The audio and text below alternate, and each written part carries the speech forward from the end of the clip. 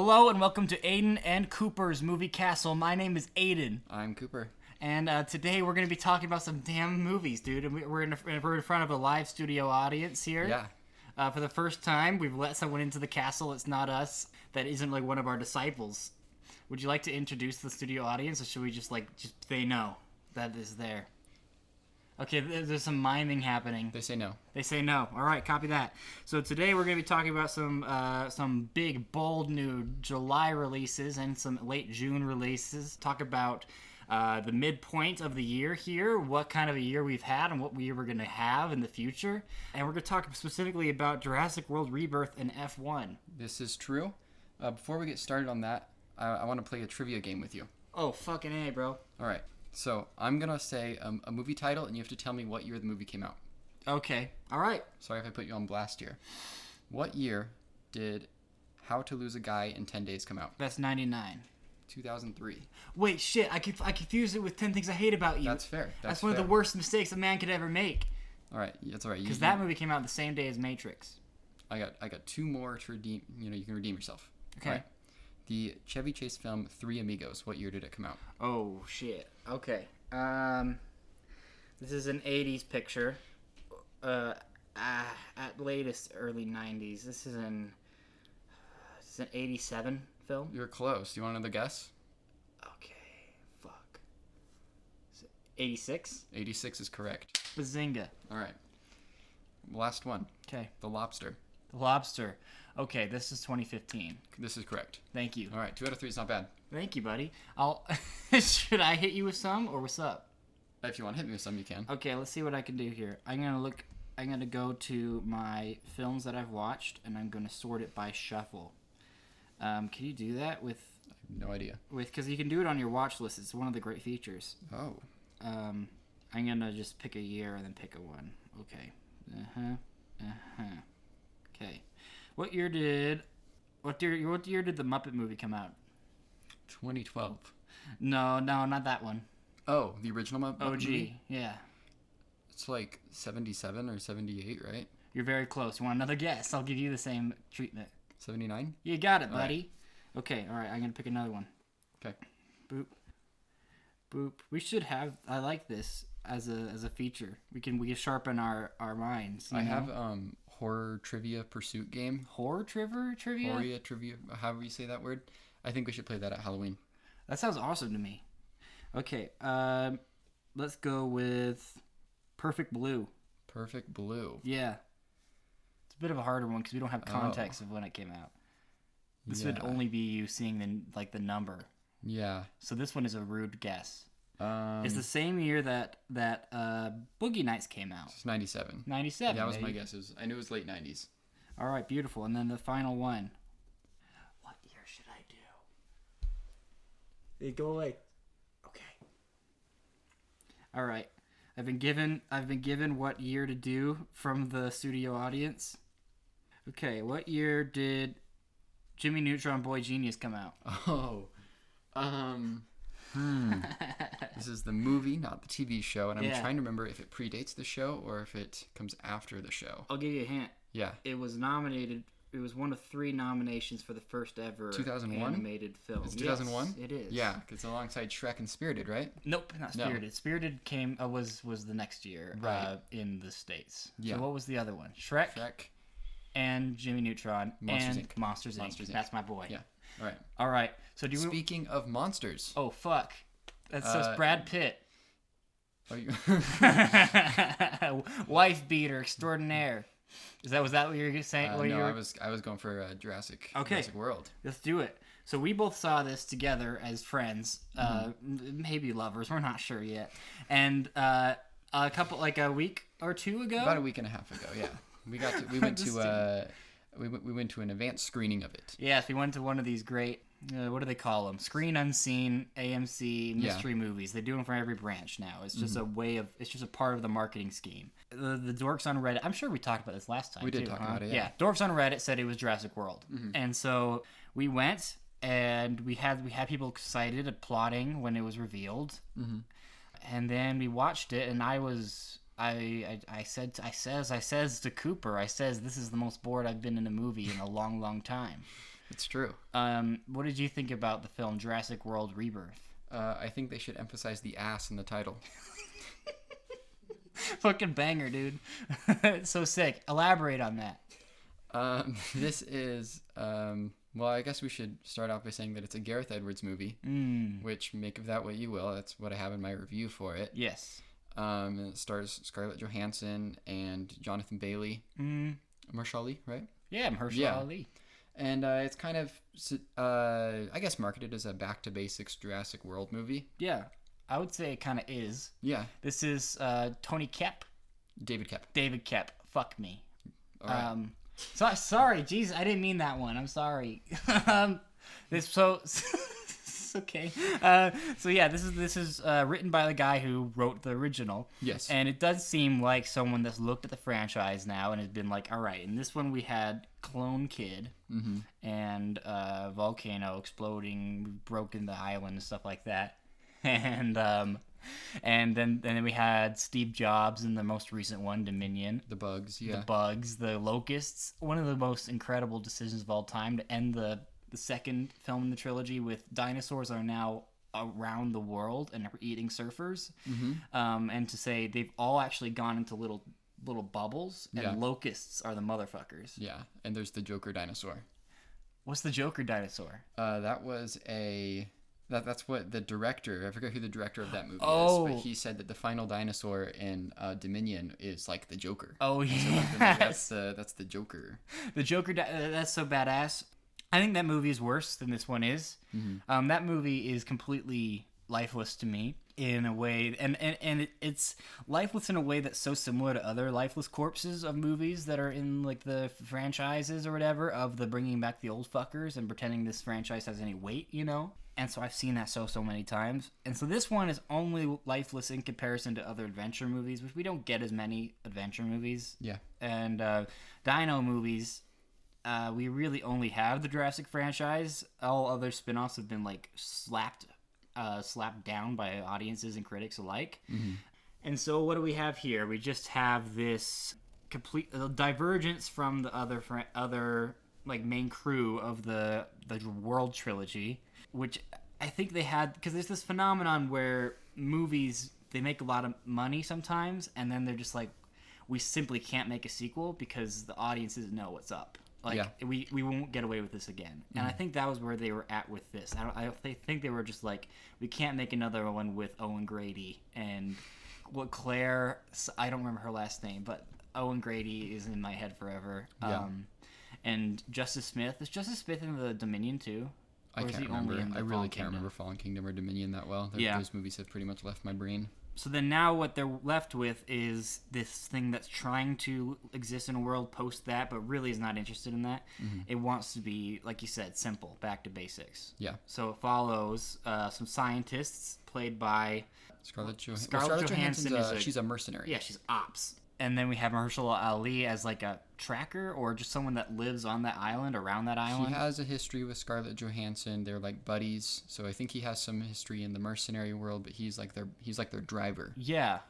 And then you have Jonathan Bailey. He's our science man, our paleontologist friend. A nerd. So and then there's Rupert Friend, who's like the businessman. Oh, yes. Yeah. Wonderful character. I think he's like opposite like Willem Dafoe, because he's Dafoe and he's the friend. Yeah, I think so. I think that's a good thing to say. Yeah. Yeah, get them in a movie together. And so they get on a damn boat. Yeah. And they go to island because they've got to get 3 samples from 3 different dinosaurs to end heart disease, which is sick. We haven't even talked about the other plot of this movie. There is a family that is like traveling across the ocean and gets caught up in the scientists' mess a little bit. Yes. And they're not tied to the islands at all, dinosaurs at all. They're just going from one place to the other with Xavier. Xavier's one is the breakout character. Well, the second to most breakout character of this film. He is a stoner boyfriend. He is a self-proclaimed loser as well, and he doesn't understand why Hot Babe is interested in him. So this is a family, father, daughter, older daughter, and then Xavier, who's dating older daughter. And they just get absolutely railed by a whale, like a tulkun. Yeah. And then they have to get rescued by this other crew. And so then they split off, and so we have two separate movies for about 45, 50 minutes or so. I watched this film again. You did. I wanted to talk to you about that. Yeah, because my beautiful friend Benjamin, he had plans with his girlfriend to go see this film. Mm-hmm. He got blown off. By his girlfriend to go see it with her friends instead. Oh. And he was not invited. Damn. So he calls me up. And Shout out Ben. He does the music for our podcast. Yes, he does. And I say, well, damn it, this is a terrible film, but you're not going to see it alone. And if you're not going to see it in the movie theaters, then when are you ever going to see it? And my friend Benjamin is a connoisseur of trash. I go see all the trash movies with him. We go see Venom: The Last Dance together, you know? And so I'm going to be honest, we crashed. We split a 12 pack of Fizzies in the parking lot. Yeah. We walked right in. I promised him Dolores. He saw Dolores. Yeah. We had a great time. It was a midnight screening, which they only do. Mm-hmm. Which they only do for movies that come out in the middle of the week. Mm-hmm. They don't do them anymore for other things. And I think we talked about that last time. Like we chatted about you're bummed out that we don't have midnight screenings anymore. And then look at me now. Yeah. There I am. You got it. And we went in a big ass theater. It was a delightful time, but my friend Benjamin, he said, because he didn't believe me that it was a bad film. He said, I'm easy to please. Mm. He came out of it, he's like, that was a lot of fun. That was ass. Like, the movie was ass. The experience of being there with me and 6 Vizzies for both of us was great for him. And that's how I would recommend seeing this film. Well, but I was able to study it again. You were able to study it again. It's been about a week and a half since I saw it, so it's gone down in my estimation. I saw that. Yeah. I think this movie has very little going for it. It really does. Except for Dolores. Dolores is a tiny dinosaur. Dolores is a tiny dinosaur that the little child can pick up and put in their backpack. Do you know what breed that dinosaur is? Triceratops? I believe it's a Triceratops. It's something in the Triceratops family. Yeah, he's pretty cute. And when he came onto the screen and the little girl got an attachment to it, my friend Cooper, he leaned to me, and do you remember what you said? I said fuck off. Yes, you did. You were genuinely exasperated. I'd never seen you so angry. You had blood in your eyes. Because we just knew that we'd have to live with this creature for a long time. We live in a post, what are they called? Porgs? Porgs, post-Porg, post-Grogu. Society. Yeah, that's Dolores. Yeah, Dolores. The live audience has pulled up a picture of Dolores on the screen in the room. Every single member of the live audience has all at once pulled up a picture of Dolores. You can... What? Aqualops. We're getting told that it's an Aqualops. Yeah, and you can buy a Lego set of Dolores for $30. For $30. If you so please. And what we talked about when we were going away from the movie was, are people gonna like this? Are we just nasty little crumb bums? Because last time we went to one of these was Bring Her Back, and we were nasty little crumb bums that time. We didn't like that movie, and everyone. That movie has like a 3.8, 3.7 on the box. The people love it. I like it. I have Ellie blowing up my DMs saying, "Why didn't you Bring Her Back?" First AD Ellie. Mm-hmm. Yeah. So we were really worried that this was going to happen again. And it did not happen again. I don't think. No. People are pretty down on this movie. It's mixed to negative. Like, I was looking at the audience score, and it's around the 70s, which is really low for a blockbuster this big that isn't woke. You know? If it's woke, then that makes sense. Okay, the live audience says that they love dinosaurs. And I think that is the general thing that's pushing this movie, is that the original pre-sales and stuff was pretty low on this thing. Yeah. But the dino fan walk-ups, they came in droves. This movie's gonna make around $800 million. The people are thinking that's its floor. Yeah. And it's fascinating for a movie that people don't seem to like at all. It's the lowest cinema score of the franchise, which is kind of surprising to me. Jurassic World is mean to dinos. That's true. All right, I have one question for the audience. So you saw the Fallen Kingdom film? You don't have to speak. You could just nod your head. No, you didn't. Did you see the part where the Brachiosaurus gets murked by the volcano? It's the saddest thing in the entire franchise. In Fallen Kingdom, there's the volcano is fucking up Dino Island. It makes me so sad, bro. This scene this bums me out. Yeah. And then you see a Brachiosaurus, and he's on the beach, and you're going. He's getting consumed by smoke and lava as the boat goes away. All right, yeah, I'm seeing tears. I'm seeing some recollection. There's a sign on in the room that says "cry." Mm-hmm. We've been very mean to Jurassic World Rebirth. Let me quickly talk about what I do enjoy about this movie. I think it looks very good for the most part. Yeah, kinda. I think the coloring is pretty good. Yeah, if you like stupid coloring. I think it utilizes the sort of blue and orange action film color scheme well. And the CGI for the most part is good. We're working with Gareth Edwards here, and that's kind of his shtick. Yeah, but the thing is that I noticed that the people were just acting, and there wasn't really dinosaurs there. I was noticing that throughout, and that's something that Gareth has been pretty good at in the past. Like, The Creator is one of the best looking movies out there. It really is. And the way that they meld the real shit with the fake shit is pretty seamless in that movie. You really can't tell when something's in effect, and maybe that's just because in that movie it's a little bit less clear what would be a visual effect and what wouldn't be. In this one, dinosaurs, they're the visual effect.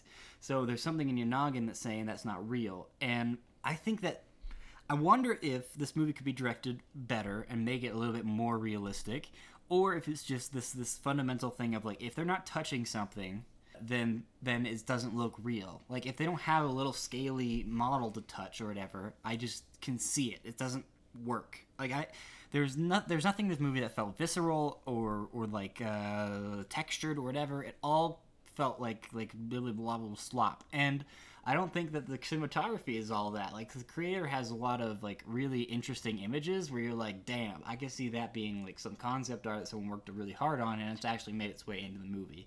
This one does feel really sanded out, and, like, it doesn't really have a visual identity, and that was something I was really shocked by, because Gareth Edwards is known for only that, you know? And so I don't know, I didn't feel as big a difference between the other films in this franchise and this as I thought I was. I will tell you that I rewatched Jurassic World, the 2015 one. Oh, yeah. Just a couple days ago, and I think Rebirth looks way better than that movie does. Oh, good. So, I mean, I don't know. That movie is 10 years old at this point. Maybe Dominion is on par with Rebirth in terms of how it looks. But I don't know. It's something I noticed about it. I did like your review a lot. Yeah. Go check out his Letterboxd, sirs and ma'ams. I want to talk about the guys in this movie, because it's such an interesting point for almost all of them. Let's go down the billing order. ScarJo, number 1. ScarJo, this is her first, like, big franchise film after the Black Widow lawsuit and all that stuff, and her getting booted out of the MCU. Mm-hmm. It feels like she wants to be a different kind of leading woman in this, where she is the jokey kind of. She is Ian Malcolm if he had a badass gun. And this movie does a terrible thing with its development, where they trauma dump to each other, specifically her character and Mahershala Ali's character, and we get kind of none of that throughout the rest of the movie, which is really interesting to me. Yeah, there's a lot of, like, big first draft energy going on here. Yeah. You know? And I mean, to my point there, I mean, we could talk about the opening scene of this movie, that the inciting incident with the big xenomorph dinosaurs from a Snickers wrapper. Yeah. And I think that is, like, really silly. It is really silly, and I wonder why they would do that, because they have a lot of other places where they do product placement, you know? Yeah. They got some Heineken up in that bitch. They got a lot of shit.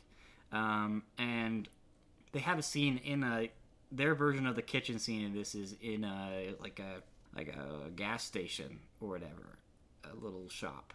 And so you have a lot of places where you can do product placement. I really don't get the thing to make that your first impression with a movie, especially when it's supposed to be like a mic drop kind of thing of, like, oh, they went there with the fucking murder and the big red. Like, it's been a big part of the marketing and stuff like that.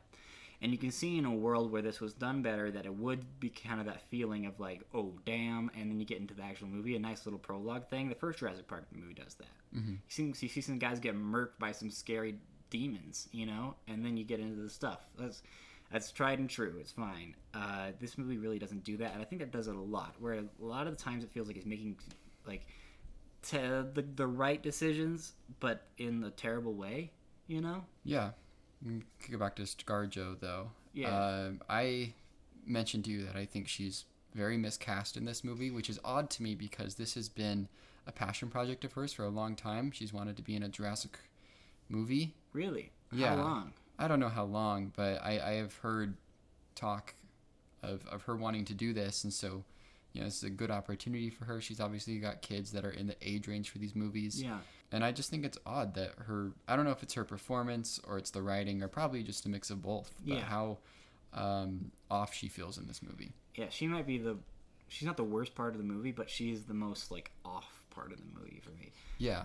I really don't know why. Mm-hmm. Maybe it's just because her character really doesn't have any defining traits that are, like, carried through. She's just the quip master. I don't know. I really wanted anything from this character, and I didn't really get it. It's nice that she has another franchise, I guess. That could just be another one of, like, just a big part of it. She wants another franchise, and she has an affinity towards Jurassic Park. And so that makes a lot of sense. Jonathan Bailey is the best part of the movie, I say. Live audience is a fan of Jonathan Bailey. As am I. I saw him in Wicked for the first time, and I fell in love with the young man. I hadn't seen him in Bridgerton. I didn't know who he was, but I got hard eyes. It's a beautiful man, and I found him charming. Some people don't find him charming in the movie. I found him very charming, and he's wonderful in this too. He has the best scene in the movie. Which is just him talking about just doing one of the dinosaurs are going to fuck us up speeches or whatever. Yeah. But in a really wonderful way. I thought that was the only part of the movie that felt like it was in line with the quality of writing of the, like, first Jurassic Park or whatever. Mm-hmm. And then otherwise he's got more going on than everyone else does. He's got more mannerisms. He's got just a more well-defined character, and he's the most likable character of them all. And his reason for being in this makes a lot of sense. He's just trying to become A-lister status, and this is a way to do that. It's just the same reason why Chris Pratt wanted to elevate with Jurassic World, and now Chris Pratt's the being that we know him as today, you know? And then we have Mahershala. I really don't get Mahershala in this movie. It's a bit of a nothing role. Yeah, it is. I mean, you could see it on paper being like, he's the guy who gets to, like, well, spoilers a little bit. He gets to fake sacrifice himself at the end, and he's this like strong presence throughout, badass. Doesn't really take things seriously. You can see why someone would want to be that, in a similar way to Scarlett Johansson and Cate Blanchett in Borderlands. I felt that too. Someone that's been boxed into a certain kind of role that just wants to be like a movie star in a way that they haven't been before. You know. Mm-hmm. Even if it's not the best role, this is just something that they're interested in. And also, just he's been wrapped up with Blade for so long. He has. I was actually thinking about that I think he knows that Blade movie's not happening. Yeah. And if it does, it's still years out. Mm-hmm. So he does need something like this. Yeah. If he wants to stay, I don't mainstream's the wrong word, but that's the word that comes to my brain. He's got 2 nominations, 2 wins? Yeah. Is that correct? I don't know. Because he won for Green Book. Mm-hmm. And did he win for Moonlight also? I think he might have. I don't know if he won for Moonlight. Now he just seems to be on that, like, just wanting to make blockbusters, and he's one of the greats. And he's good in this, you know, he's fine, but it is a nothing role. His character bothers me a little bit because his entire crew pretty much gets picked off. They're the only, spoiler, real deaths outside of one in the film, and he, I don't know, doesn't really have much of a reaction to it. It doesn't seem to hold any weight or gravity with him. Yeah. And I don't know, that's weird to me that, again, it's the whole thing with it feeling like a first draft to me. Yeah, maybe the movie is, like, afraid of being actually scary in a way. I think it is, because when I rewatched World, not that World's, like, all that scary. Yeah. But it's mean. It is a little meaner. There's a moment in it where Bryce Dallas Howard's assistant gets, like, ripped to shreds by some pterodactyls and then eaten by a whale. And this movie doesn't have that. It doesn't. Because that movie is, if you want to look at that director's view of women and shit like that, it's a little strange, and you can see where some of that might come from. That movie feels weird and mean, but that's something. That's a personality, and it's a fine personality to have with a monster movie, kind of. It's a mean-spirited movie that's fine. If you're coming to watch people get murked, and so if that's the vibe you're going for, that's something. And this movie really doesn't want to commit to that, because I think it's become like a PG movie. It's become just a family movie that people can look at dinosaurs for the weekend of July 4th, and I think that's all they want, and that's all they're going to give them. And I think that if it was too scary, I think they'd be a lot more scared of backlash. This movie isn't going to inspire anything, but it's also not going to get any backlash, really, besides it being just kind of like mid. Yeah. I don't know. I mean, I would love to talk to somebody. I would love to talk to people from different age ranges who were there for the first one in 1993 and see if that was like considered very scary, you know? Yeah. Because maybe this franchise has never been scary and we just want it to be. But at least in the first one, the characters acted like it was scary. Yes. Especially the kids. The kids are shitting themselves and acting like real kids. Yeah. And Laura Dern is really scared and Sam Neill's really scared, and they're in genuinely threatening situations. In this movie, when it does get into dino action, specifically with the family, it's very cartoony. The stuff with the raft is completely just, it doesn't really care about realism. It's trying to be like a roller coaster ride, like so many blockbusters have been, instead of like something that is like a tick, like a clock or a piece of like attention or whatever. The thing that Spielberg was doing, where it was kind of his sequel to Jaws and Duel and all that kind of stuff. He brought this feeling of dread to it that a lot of movies don't have, and it balanced it out with the wonder or whatever that was kind of metatextual, because people were like, I can't believe they do this anymore. Yeah. Now we have a franchise where that doesn't matter. We know we can do it. And so how do you get that same feeling? And I really don't know. Have you seen the people talking about how like this is like an unfranchisable movie and stuff like that? Like people said in the past, like Colin Trevorrow, I think he did an interview like 3 years ago when the other one came out, that said like this is kind of an unfranchisable movie. What do you think about that? I haven't seen that, but I don't know. I guess I kind of get where they're coming from, because like what does he mean by that? I don't know. Because I'm thinking of like, you can have a movie where they go to the island, mm-hmm. or the dinosaurs come to the people, and that's pretty much all you can do. Yeah, unless you want to like really change the tone. Exactly. And make it really silly, which is what I was really hoping they were going to do with after Fallen Kingdom, where all the dinosaurs are everywhere. Just make a stupid movie where dinosaurs are in crazy places and killing random people, civilians. Yeah. And they didn't want to do that because I think it just strays too far away from the vibe. I think they're in a similar situation of Star Wars, where Star Wars has a vibe that they're trying to go for. And so The Force Awakens, that's the job of that movie, was to capture the vibe again. And I think the vibe is a lot more limiting and compared to Star Wars. And Star Wars is limiting as well. Mm-hmm. This is just even more so. I don't know. This is one of the least interesting franchises to me at this point. Yeah. Unless they're going to do weird shit, which is why I love Fallen Kingdom, because they had a weird clone child in a haunted house, and fat cats bidding over a military dinosaur. It's funny, I want some funniness if they're not going to be scary. Exactly. Yeah. Yeah. I think, and I mentioned this to you after we saw the movie, but I think one of the issues with this movie, and we could fix it up real easy, is if the two plots of the movie converged a little bit more. Mm-hmm. And so in the original Jurassic Park, you have Sam Neill's character with the two kids.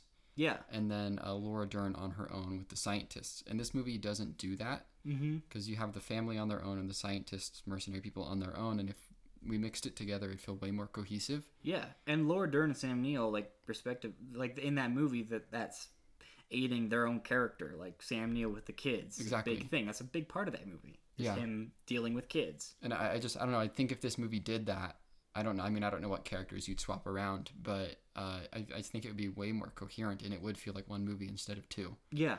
The only real dynamics here, I think there are two dynamics that have like any sort of change throughout the movie.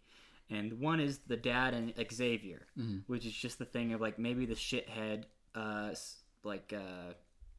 son-in-law, but maybe he's not so bad after all. Maybe he's not so bad after all. Maybe I got him wrong. Do you like the part where he offers to feed the dinosaurs weed? It was incredible because it was an amazing feeling with the audience both times. Mm-hmm. Because and when I went to the big midnight screening or whatever, it's an XD screen, the fake IMAX or whatever, and it was full, and it was incredible to hear a pin drop during like those scenes. except for me, because I'll laugh after that because it's so funny that no one's laughing at him. Because that scene in particular is like, is the movie making this joke that he's stupid? You know, he's stupid and he has weed and he genuinely wants to feed the dinosaurs weed. Does he have actual weed on hand? And then there's a reveal, like, just, like, 30 seconds later, after pause for laughter, where he says, I'm fucking with you, or whatever. Yeah.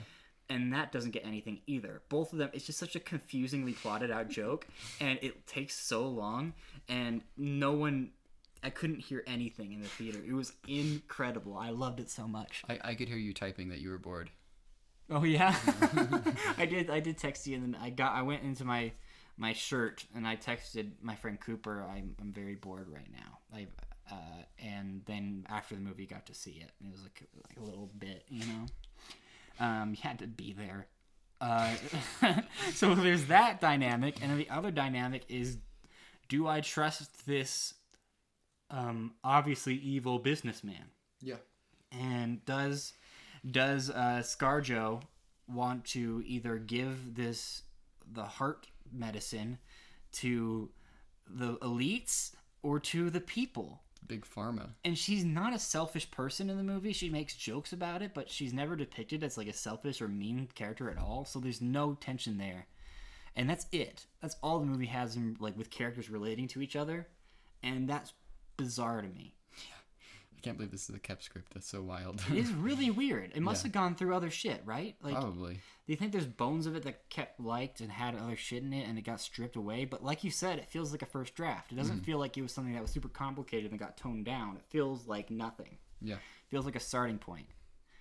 I don't know, man. Tough. And this is one of the 3 big movies of July. Yeah. I'm starting to really... I'm seeing in the future, and I'm seeing Fantastic, and I'm saying it's mid. Yeah, you've been saying that since January. Yeah, I guess you're right. But even more, because there's been some times where I'm like, nah, it's gonna be fine. It'll be fun. It'll be big. And now I'm kind of seeing a world where it feels kind of lifeless and has no stakes, because we know at the end that they're gonna go into the universe of Thunderbolts asterisks. Yeah. It's just not gonna matter. Like, it feels like a preordained conclusion or whatever, and it'll be nothing. That's kind of what I'm seeing in my head, and I hope it's not the case. But I am seeing in my head that Superman's goated, so good. That's good news. 2 out of 3 ain't bad if we can get those 2, because the people don't like this movie. Yeah, not really. But I don't think they care. I don't think it's going to make them as angry as the other ones, because it's more of a ritualistic thing of, like, going on the 4th of July with family and being like, well, what do we expect? Like, we just wanted to see dinosaurs, and we got dinosaurs. I can't be too angry in the way that, like, there's no angry fans of Jurassic Park, really, in the way that there are for Marvel and DC and Star Wars and blah, blah, blah, Ghostbusters, whatever the fuck. You know what I mean? Yeah. So we'll see the general reception of it. And do you think this movie gets a sequel? Like a direct sequel with these characters? Well, I mean, the other ones didn't really review all that well either. But they were liked. Jurassic World was liked by the people. Jurassic World was Dominion and Fallen Kingdom? I can't remember. Yeah, Fallen Kingdom was, like, divisive, but people were excited about it. There was a feeling of excitement around it. And Dominion was nothing. It barely made $1 billion. Well, I'll tell you what. Depends on how many Dolores toys they can sell. That's a good point. Yeah. Dolores sales. But Dolores isn't a huge part of the movie. I was hyping up Dolores to Benjamin, and he was like, I was expecting Dolores to have a lot more juice. Yeah. And Dolores isn't really a huge part of it. Dolores is just a baby, though. So, you know, we'll see about Dolores. Dolores might become a larger character. Yeah. That'd be sick. We were talking about how Dolores needs an animated film, some sort of spin-off. Yeah, well, Land Before Time, and I think the audience here, when they said they love dinosaurs, I think they're talking about the Land Before Time. So I would love a Dolores Land Before Time-esque movie. Yeah. That sounds great to me. This movie also has a strange, like, starting point where there's a big-ass Brachiosaurus in the city and it's dying, and that's bizarre. That was its world building. And it's in New York. It seems to be like the is it in New York? I believe they're in New York or something. They're in a metropolis area, and a dinosaur has broken loose from the zoo or something, and it's just like hanging out in the streets. I assumed it was like remnants of the Fallen Kingdom, like dinosaurs are everywhere and they're slowly dying off, because that's the premise of this movie, is that all the dinosaurs are dying unless they're in the tropical areas, near the equator, and they just say don't go to the equator. So I thought that was what they were showing, but it was a very confusing way to open it. Do you think the action sequences in this film are thrilling? I don't think so. But I don't think so, but I've seen a lot of reviews over the past week and a half, people that got to see it early like us, and they're like, well, here's the pros, and they're like, I think the action is good, and I say, I don't think it's that good. Hogwash. Yeah, I don't know, I didn't find them that exciting, but here's the thing that works for other people. That's cool. That will go into the next topic and will completely invalidate my thoughts on this. Is I didn't think F1 was thrilling. I know you didn't. And I didn't think this movie was thrilling either. But we know as a people that Aiden is hard to get locked into the feelings of a movie. You know. Yeah. At this point in his life. Mm-hmm. So I don't know. I don't think I can be a good judge of that. I can look at it as an object, as a structural thing. It's bizarre. Are we talking about F1 now? Yeah, we could let's talk about F1. So F1 is it's been this Goliath over the last couple of years that people are like, how much did this thing cost? Mm-hmm. It's either 200 or 300, or somewhere around there, milli, and it's being bankrolled by Big Daddy Tim Apple, and it's also, I didn't know this until I watched the movie, but it's also like co-financed or distributed by Warner Brothers. Yeah. Good for them. Mm-hmm. And this is the first genuine hit from Apple, because we can go we have, what are their other outputs? They had Napoleon, they have a lot of stuff that goes straight to streaming, but the big theater Napoleon gambles, and Killers of the Flower Moon. Fly Me to the Moon was a huge disaster. So was Napoleon. Was fine. It did really well overseas and made its money back, but it wasn't a whole lot. And then Killers of the Flower Moon was a bomb, but it got a lot of Oscars. It got what it wanted. Yeah, and it got acclaim from people or whatever. You got Coda and stuff like that has limited theatrical releases. Coda did win Best Picture though. And I feel like they were like, after Coda, they're just like, we did it. Fuck you, Netflix, you fucking scumbags. Because they have been trying their damnedest, Netflix, it's actually really funny that this happened. It is, yeah. When you think about it in these terms, Netflix has been fighting bare knuckle to be accepted by the Academy Awards, and they've been like, oh, Martin Scorsese, make your huge movie. Oh, Cuarón, make your huge movie. Everyone, and it seems so close every time, and then they get cucked by someone else, and then little Apple buys a tiny little movie from Sundance about a deaf family, and it slams and becomes the first ever streamer to win the Best Picture. That's got to be such a I bet some people were shot to death in the Netflix headquarters out of rage. And when that happened, and they still haven't done it. Netflix, I think, has kind of stepped back a little bit, but they pick up big things, and Apple has almost completely stepped back. What was the Netflix movie last year? Was it Emilia Perez? Netflix's big one with Emilia Perez. That's a tough beat. And the year before that was Maestro. Yeah, it was 2 tough beats in a row. I don't even think Maestro. But then Maestro had a surprise. That year had a surprise one, which was even bigger, which was All Quiet on the Western Front. That's true. Acquisition, but they didn't really see that coming. Yeah, it kind of came out of nowhere. Apple, like last year, was Fly Me to the Moon and Wolves. Remember Wolves? I do. Yes, that's the Brad Pitt movie. Yeah, Brad Pitt and Clooney.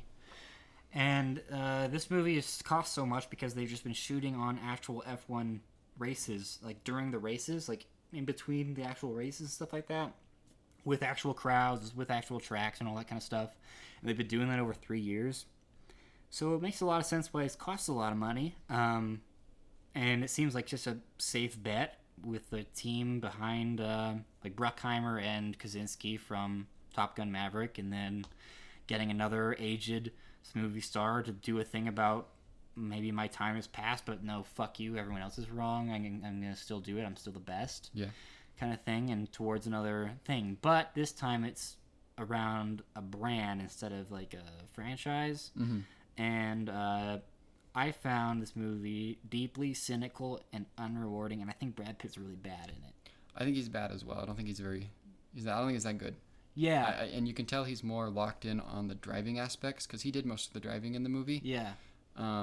Instead of the actual performance. Do you know what I have to say to that? What do you have to say? La-di-da. Yeah. I didn't give a fuck. It was so sad because I went to the movie and it was a long day at work. My God. And I just seen 2 wonderful trailers that came out. I saw the Running Man trailer. I saw what was the other big one? Oh, the Cat in the Hat. Oh, I thought you were going to talk about Project Hail Mary. Yeah, Project Hail Mary also. And then I was like, movies are so back. The live audience is a big fan of Bill Hader as Cat in the Hat. Really? Oh, yeah. Oh. And she likes the lore that's been brought into the Cat in the Hat franchise. Do you know about the lore? Have you seen the new trailer? It's awesome. He works for a new organization called the III. It's like Imagination Industry, whatever. And he's working alongside other animals that have rhymes to them. So it's like the yak with the sack is the only one I remember. But he says a bunch of them. So he is one of many. He's just a blue-collar worker like you and I. And he's out there making kids' days better or whatnot. But he's a loose cannon. He can't be trusted. And not only does he have thing 1 and thing 2, he has thing like 1 through 20. Yeah, big. So I had that, and then I had work, and then I hurried to the Limax screening of F1 with my family, and I was really excited to have a nice time, and I just didn't get into it, dude, and I really wanted, the only time in the movie where they were doing the shit with cinematography that I needed them to be doing was the very end. Yeah. I felt like it was cutting too quick for me, and I just really didn't feel the speed. I didn't feel the motion of the ocean. I wasn't fucking with the soundtrack until it was like full on Hans Zimmer fucking blasting on you, you know? You didn't fuck with him trying to do Challengers? I did fuck with him trying to do Challengers, but I heard that he was trying to do Challengers like earlier, like all the Letterboxd reviews and shit like that. Yeah. And so I was expecting it to be a much more prevalent part of the movie, and it isn't, but the songs that they do have where he's going crazy, they're sick.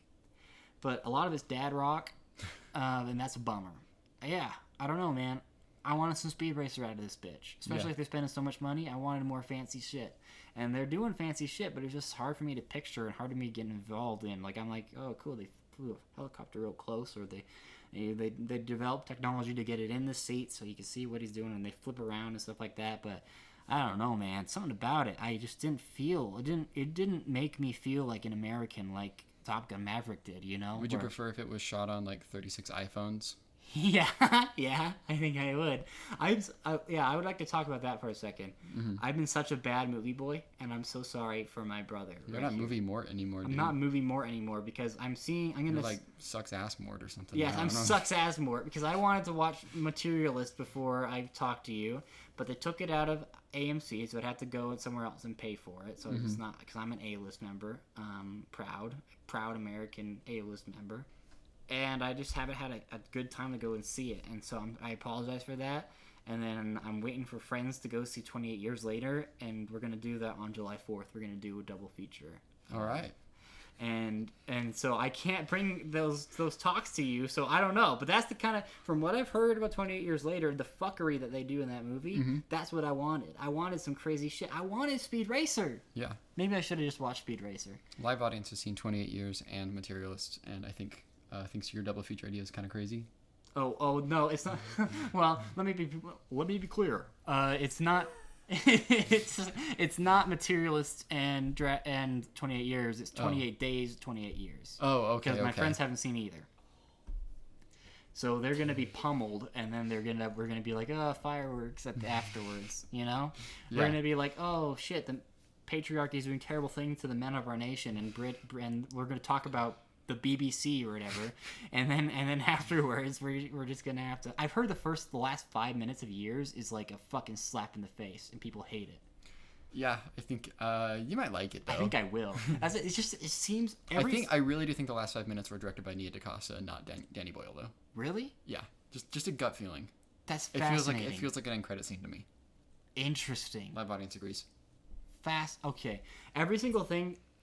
The positive reviews for this have done just as much to sustain my hype as the negative reviews have. I'm so fucking stoked. It sounds like exactly my shit, and I really wanted to bring that heat to you today. I'm so sorry. That's all right. What do you think about F1? You talked. I really like F1. I kind of knew going in that it wasn't like anything, you know? Yeah. And I thought the race scenes were thrilling. I went with my parents. I don't go to the movies with my parents ever, as I've mentioned to you. And I think they were lukewarm on the movie, but I had a good time going with them. Yeah. I don't know, my dad was like he seemed pretty pessimistic about it going in. He was like, oh, it doesn't look like it has any plot. And I'm like, I don't care. Yeah. And he's a big Ford versus Ferrari guy. Oh. And so that's kind of the bar you have to beat for him is Ford versus Ferrari. This is less about the men of our great nation. Yeah. But he's an enjoyer of Formula One, you know? Ah. And so I was like, well, you know, you might enjoy watching the cars go around in a circle. Did he? I don't really know. My dad came into it and he was like, your dad liked it. Top Gun. Yeah. And then he was so fucking stoked, and then he came out and he's pumping his fist. He's like, fucking hey, bro. And I was just so jealous. Yeah.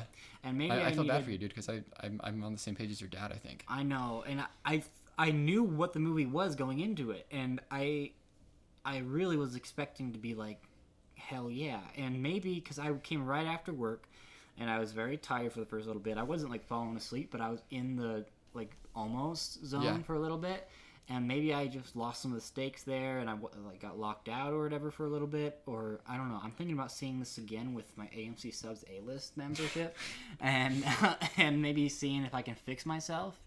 I saw this in Dolby. Oh. Yeah, and I do wonder if that affected my viewing experience. Could be. Yeah. It did look very pretty on my big Limax screen. Mm-hmm. It was wonderful, and the audience liked it a lot, and I just felt so isolated.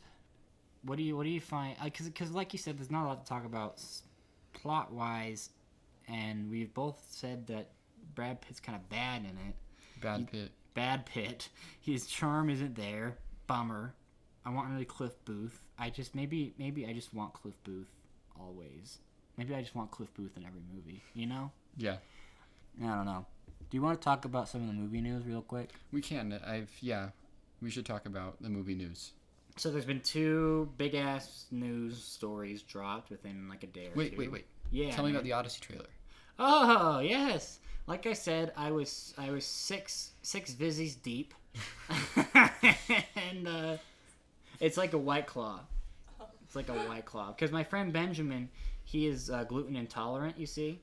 And so he can have White Claws, or he can have vodka. And so those are the options there.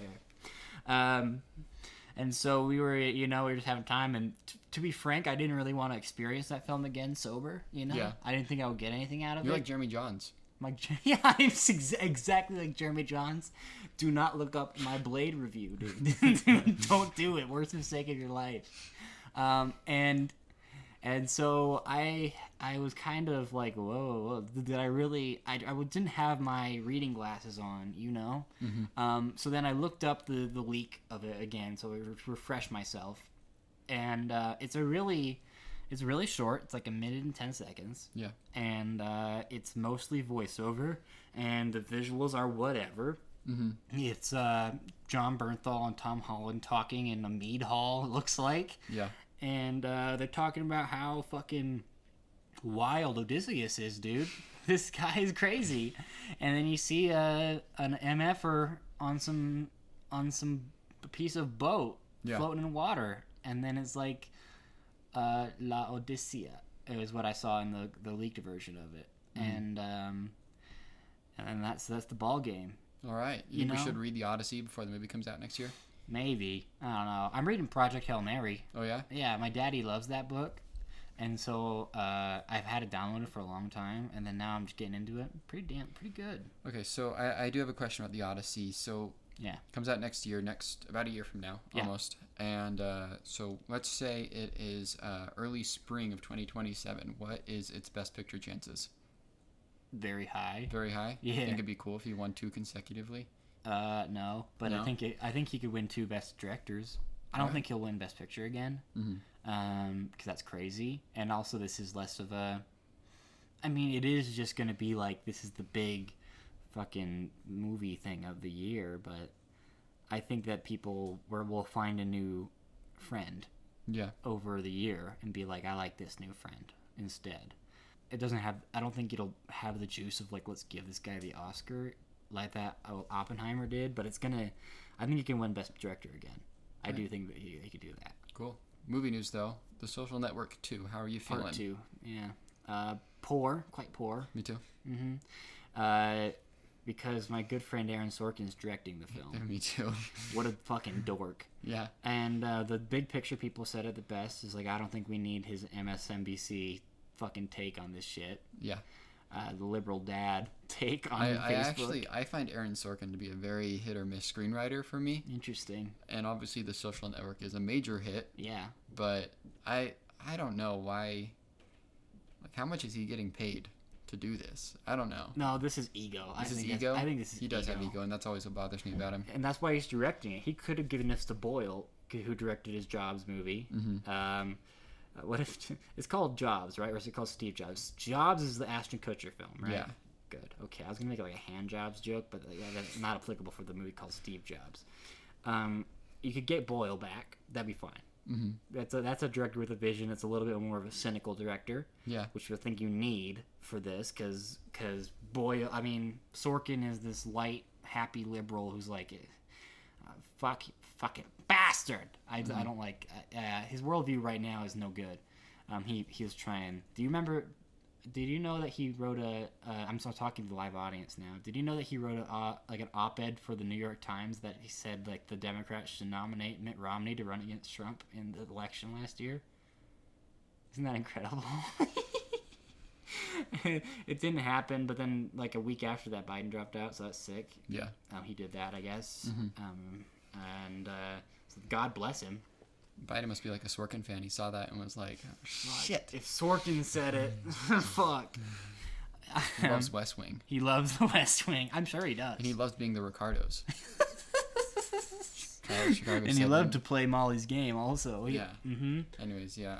I don't know. I'm not really excited about The Social Network 2. I think the January 6th stuff is kind of whack. Yeah, it's a little whack. And I think it could be good if you got Fincher's grubby mitts on it and he made this really nasty movie about the state of our nation today. Yeah, but he's busy. He's busy sucking off Netflix. Yeah. And he needs to get off of their penis. I'm sorry to be so crude. He needs to get off of Netflix's penis too, though. Yeah, he is, but that's just because of, I don't know. That's because of Netflix. Fuck Netflix. Why in the H do they get all these goated guys and don't put them in theaters? That makes me so peeved.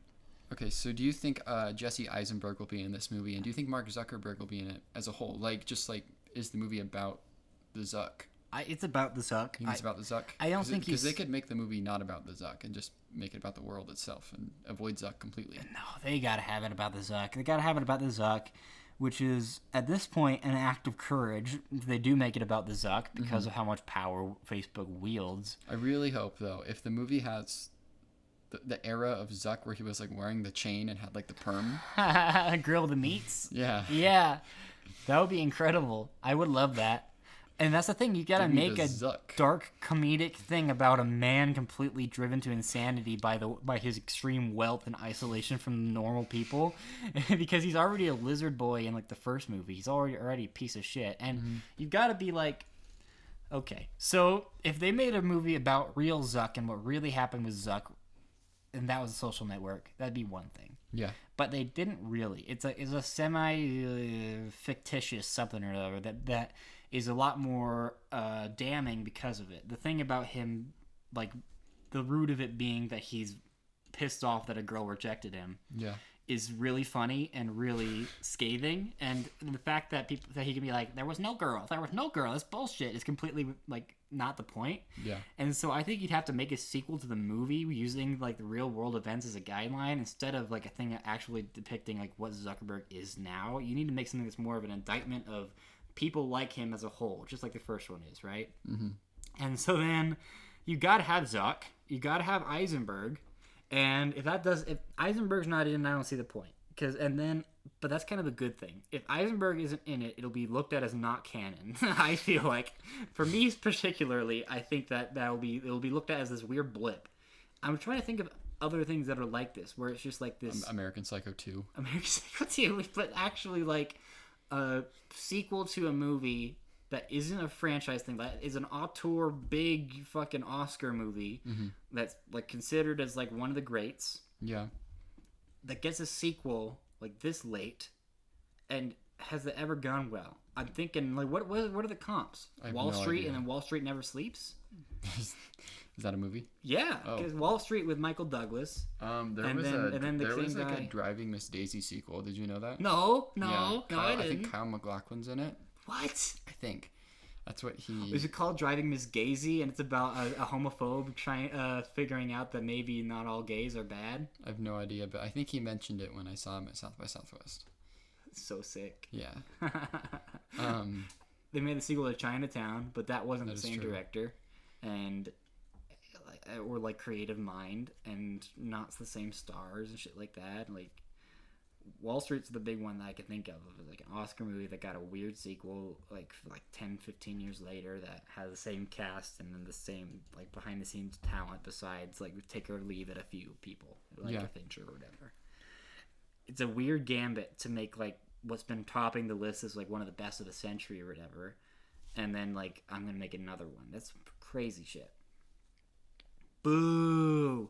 All right, and then the other news. We got a James Bond director. Is that what you want to talk about? Yes, I do, sir. Who is it? It's Denis Villeneuve. Something like that. That's what the lady in the Golden Globes called it for the first Dune. They're like, Denis Villeneuve. I really love that.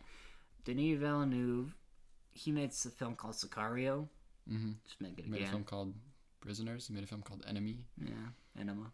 And Enema.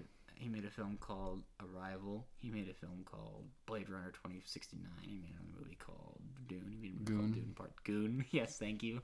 I got it wrong. Goon and Goon Part Poo. Whoa, dude. And now he's making Goon Messiah. Yeah. And then he's gonna make James Bondage. And what can he bring to the table? I really don't know. Because before this was announced, I'm like, don't make another serious Bond. That would be kind of a mistake. I think people got bored of it. So like the Bond movies were like, about Daniel Craig and he's trying to get over something maybe, and that you want them to go back to the sort of 60s thing where it's like the hot girl's name is like Rebecca Ass or something. You know what I mean? Yeah, exactly. And it's like, hi, my name's Rebecca Ass, and that's the whole movie. Yeah, and I kind of want Sean Connery shoot some dudes, and that's the whole thing. Yeah, I think that's what the people need this today, and we could be like more progressive in areas or whatever.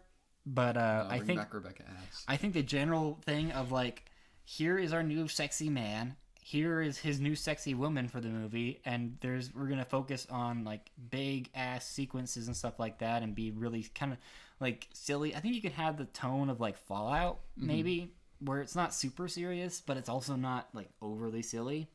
And like they were talking about Matthew Vaughn a little bit ago, and like I think I want Matthew Vaughn to be kicked in the penis and told never to make a movie again.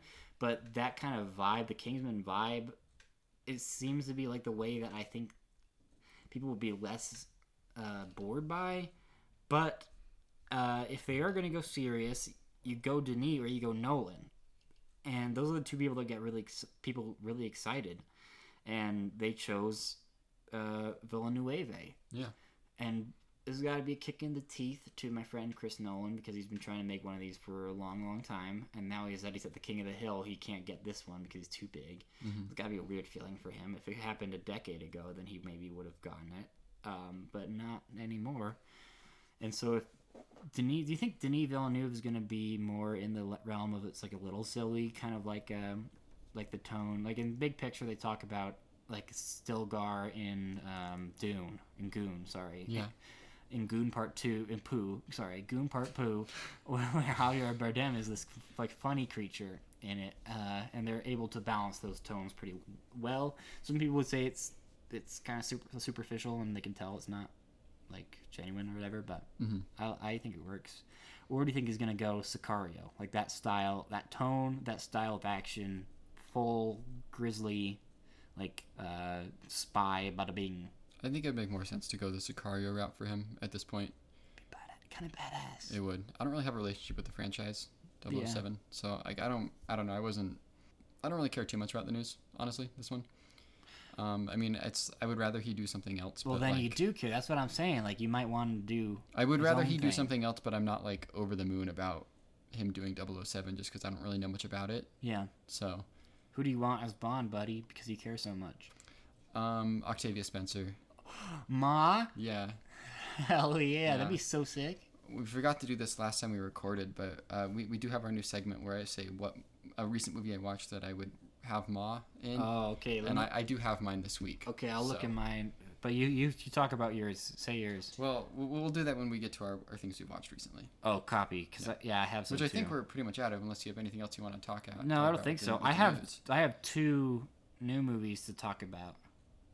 All right. Did you know that? I do know that. Elio. I'd like to speak on Elio for a bit. Okay. This movie's had an incredible last 2 weeks. The narrative around it has been like shaped and shifted so much. So this is a film that I watched and I liked it quite a bit. It has some of this like Pixar stank that I really appreciate, because Pixar is what got me into movies as a whole. When I was a kid, I was like, there's something about these movies that feel different than the other movies, and why is that? Why does it feel like it's treating me like an adult instead of like a little bitch?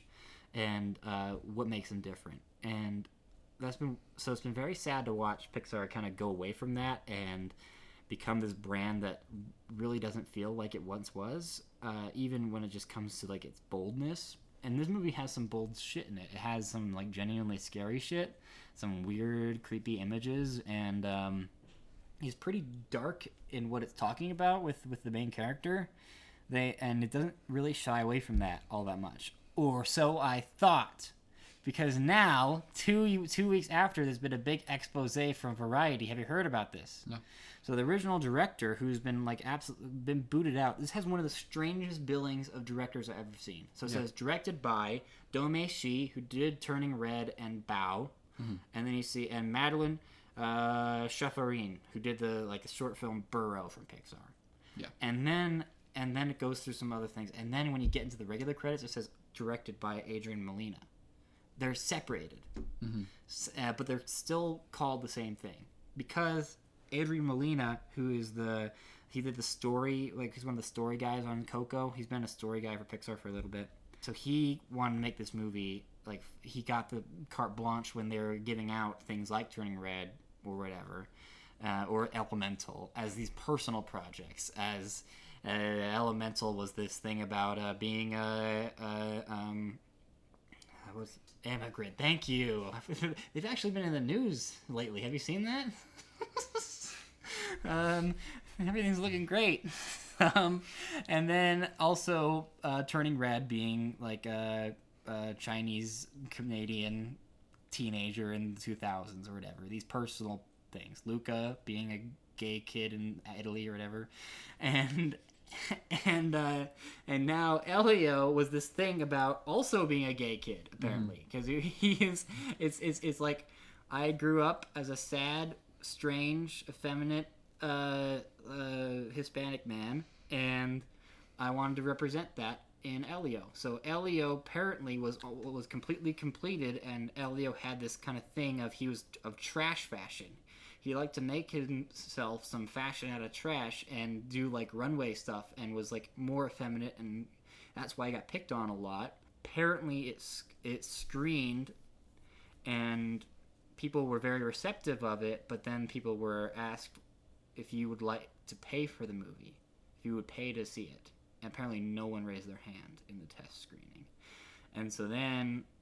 And then also the end of wokeness came. Go woke or go broke. I don't they've know. done neither. Well, they've done column B. They've gone broke, but they did not go woke. Yeah. Because they shaved off pretty much everything of that side of the character. So people that worked on the original movie, are they took away anything that made this anything. That was the whole point of the movie. So now this is a nothing character, and I disagree about that a little bit, because when I saw it, it just kind of played as this kid. They kind of go for more of this kid is autistic, and he's just picked on because of that, and he's a kid that has that has high functioning autism, that is going through intense grief. Both of his parents died in a car crash, and how he deals with that, and is figuring out someone saying we might not be alone out there, and then that really hits him because he's feeling very alone in his home, where his aunt is raising him. And the original film, it's not even a draft. Apparently it's a finished film.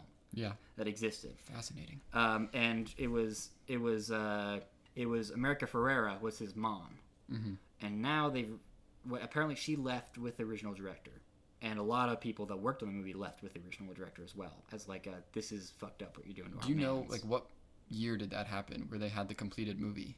I think it was like not too long ago, like a year and a half ago or something like that. Because you can watch the original trailer and it is very different. Yes, we've talked about this. And so I think that is a trailer for the completed movie.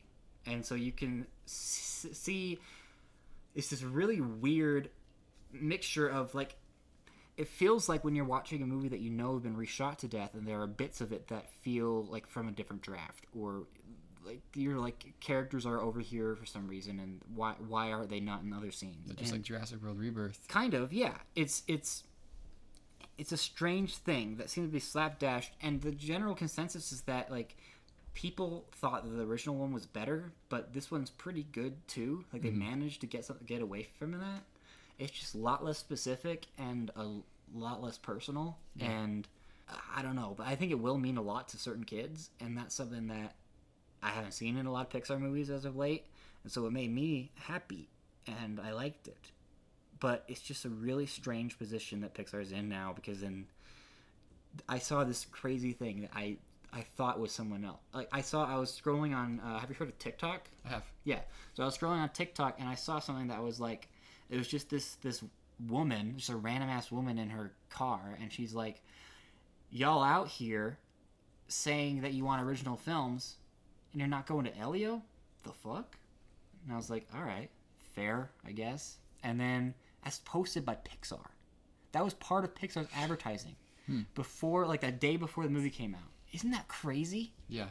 That's so insane to see like a company stoop to that level of like petty arguments on the internet when it comes to that stuff. Because a lot of people are saying like this is...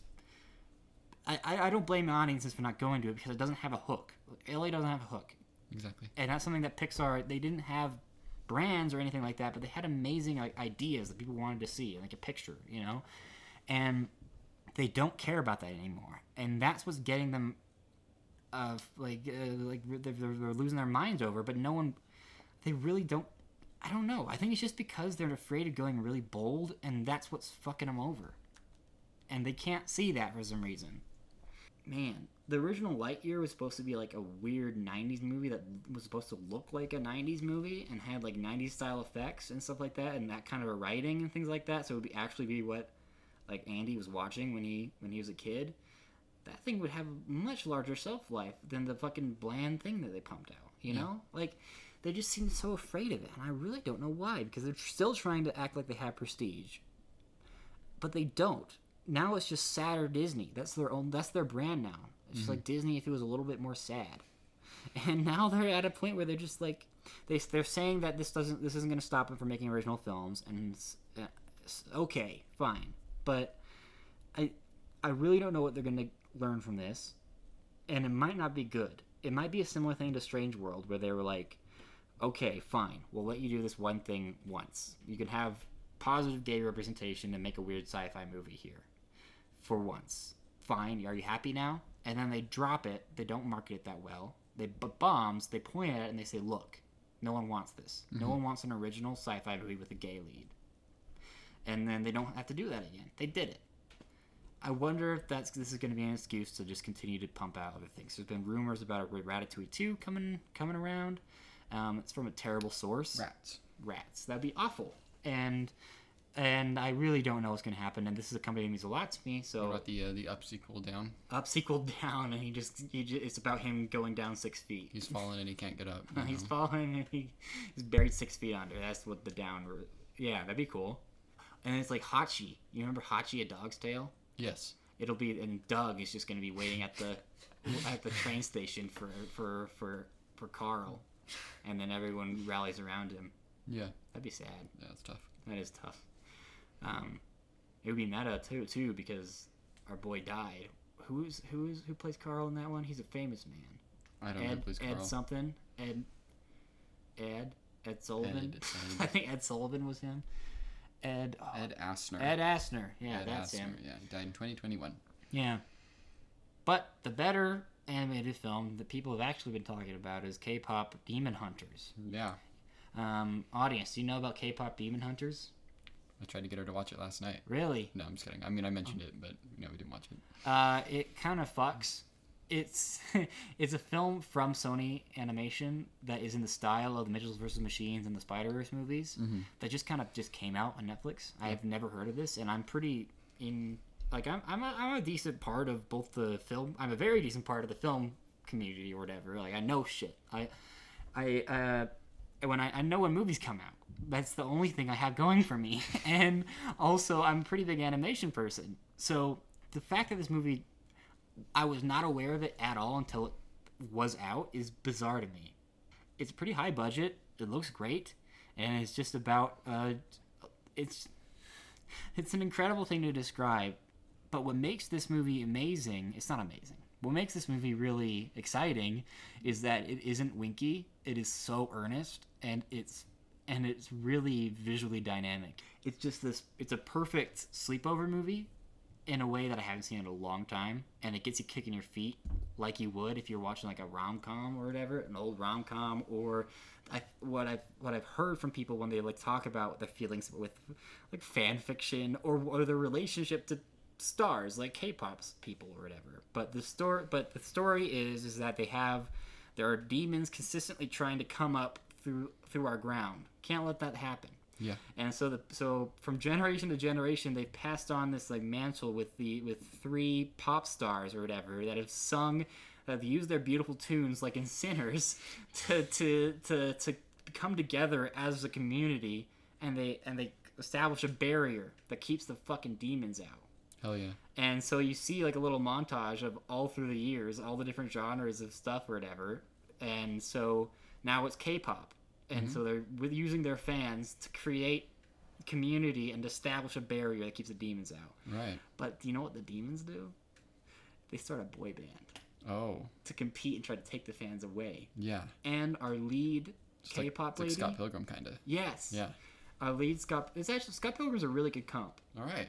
Cool. And our lead lady is half demon, and she might have a little crush on one of the demon guys. Oh my god.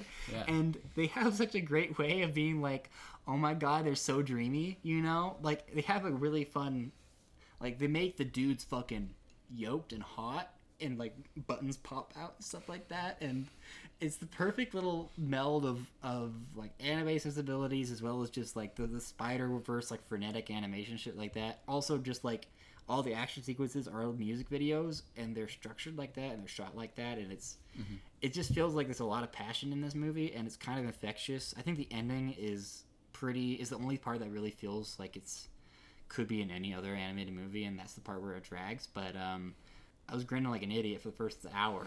It was just like when you see other people having so much fun, it's hard not to. Yeah. And so, yeah, they really won me over with this little K-pop movie, dude. Big time for K-pop. They got this movie, and the band BTS is back. Oh, they're back? I didn't know this. Well, you know what happened to them? What happened? If you live in South Korea, you get drafted regardless of who you are. Oh, fuck. And so they went away. All 7 of them went away for like 2 or 3 years. They announced a hiatus. You know, they were on top of the world. They're the number 1 selling artist. Did you know that? Ever? Just right now. Okay. I mean, I don't know if they still are. With the MJ, bro? No, but like just at the moment they are. Okay. And they went away, and apparently they're back. They've announced that they're back. That's so sick. Big time for the K-pop fans. Is our live studio audience a K-pop person? No. No. I have never like actively listened to a K-pop song, and I know none of them. Let me tell you a little bit about this, all right? Yeah. I don't really like K-pop. Yeah. I don't really like that style of pop in general. Mm-hmm. But when I was working in the mall, K-pop is huge. We sell K-pop more than any other item there, except for maybe Funko Pops. Entertainment Mart has a very large section. They do, and it's because we have the best selection in Utah. Ooh. We had a lady that worked there back a few years ago who was like fucking scholarly at K-pop. Nice. And so she would everyone would go to her, and they'd order it, and it was a huge thing. Mm-hmm. And so there were a lot of K-pop fans where I worked, and so I would have to listen to it while I was on shift. Yeah. And, you know, I don't know, there's a couple songs where like maybe this could be something, but I don't know. I have an issue. I'd like to know what they're saying, you know? I want to know if I agree with what they have to say. Yeah, what if all the English stuff they're saying good shit, and then the stuff that's not in your language or whatever, the Korean language parts or whatever, they're saying like what if anti-Semitic shit? Exactly, yeah. And I'm like, I want to be able to know what they're saying. So I never really, you know, was able to connect with it. And I was like, well, maybe if this was a little different, I could, you know. But I have some issues with that industry because they exploit their fans like no other. Yeah. With their physical media. Do you know about this? No. They kind of address it in the movie a little. They make some jokes about it, but so there's a reason that BTS is the number one selling band, and it's in terms of numbers. It's like them and Taylor Swift, you know. Yeah. So the K-pop fans, they love these trading cards that come in the album, so you don't know who you're gonna get. So people will come in and they'll buy the new album and they'll buy like 10 copies of it because they want all the trading cards. These bands are huge. Some of them have like 20 people in them. And so people come in and they don't use the CD. They're not there for the CD. They're there for the trading card, and they buy the album. And that's why it sells so much. Man, I thought the guys that bought both sides of the steelbook of Deadpool and Wolverine were fucking dorks. No, they are. They are. I mean, but I'm just saying they're not. Yeah, it's not.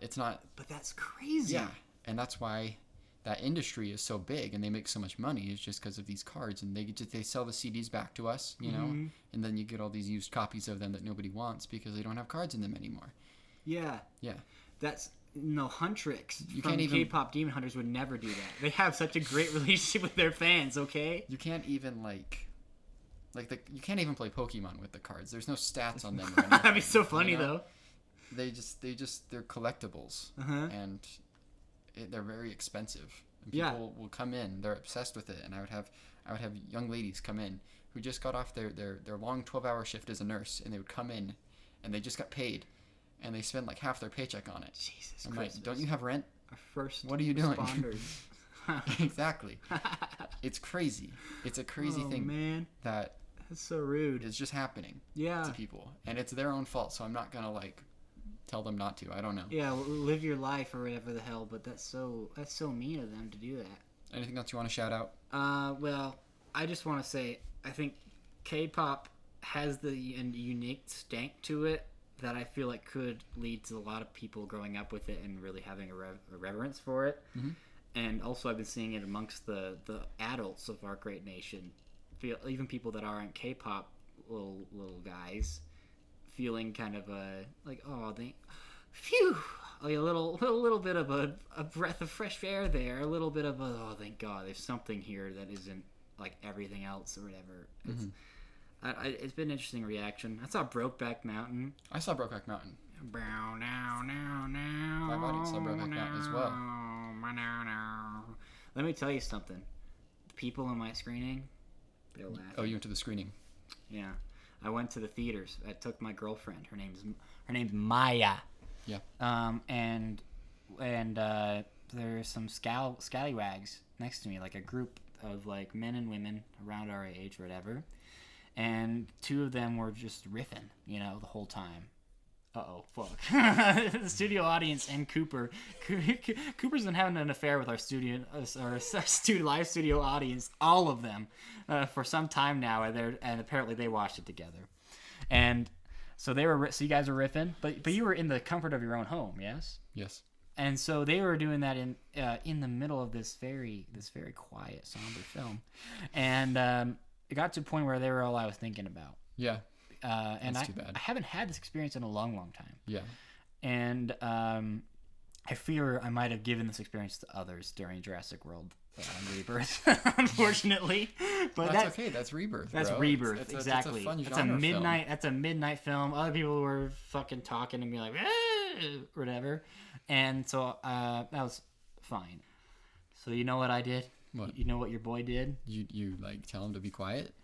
I told him to be quiet in a cowboy voice. Hey, be quiet. I went, being a little loud for such a quiet movie.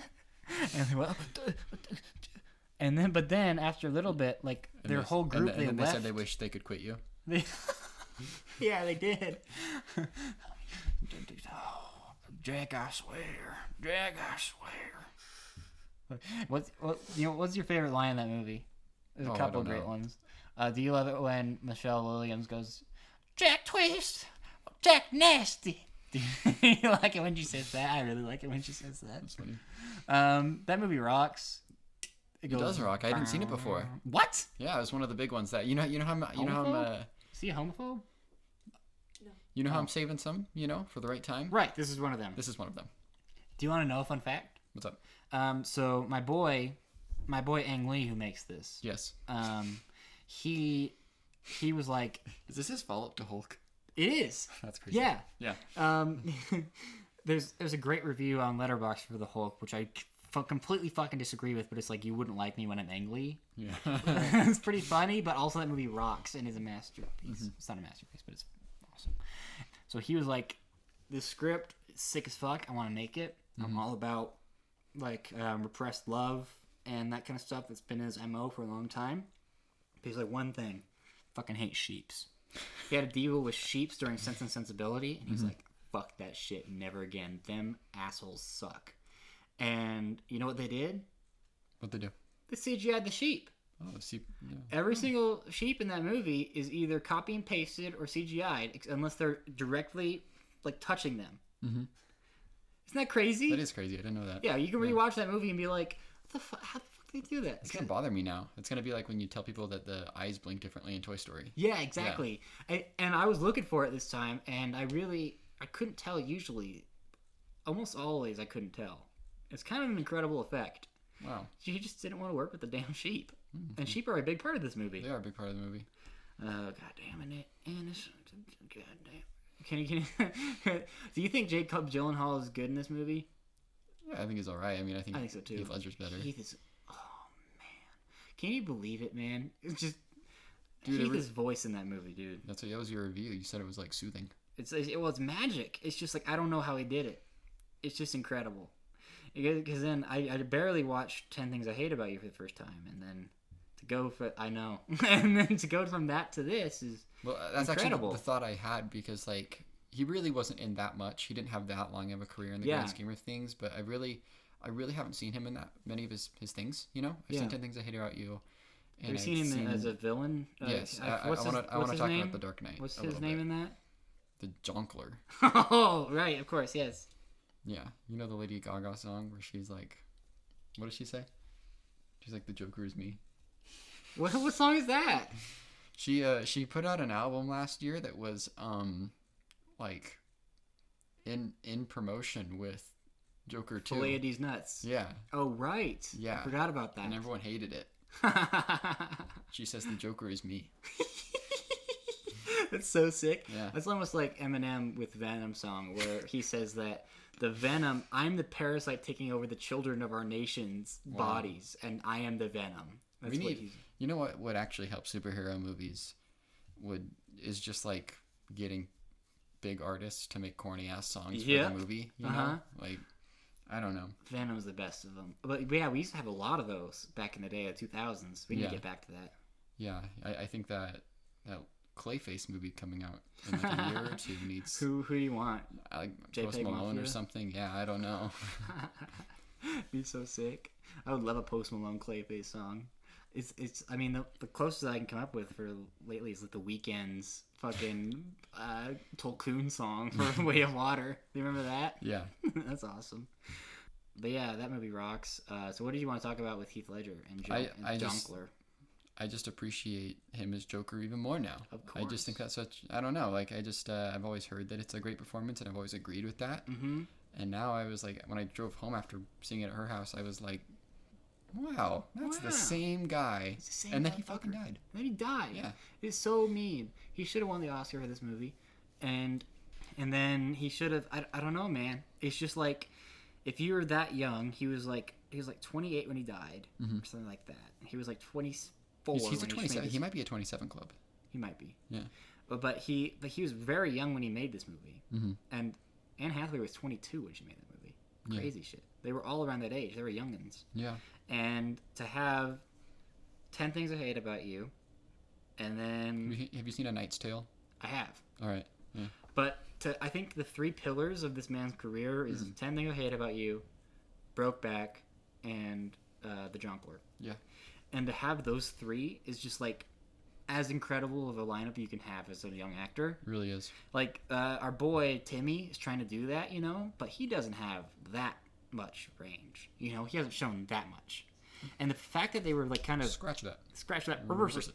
The fact that you have, like, people back in the day, like, not treating him as a really serious actor until, like, after he died is bizarre to me. Because I don't know how you see that wide berth of shit and not think of that as your guy. Well, and I honestly, like, when thinking about the whole Joker thing, is, like, that was a very controversial casting when it happened, when they announced it. And, like, after watching Brokeback Mountain, I was like, I kind of see where people are coming from. Right. You know? And, like, I knew it was controversial beforehand, but, like, I didn't really get why. But so is Nicholson, you know? Yeah. And it's just like...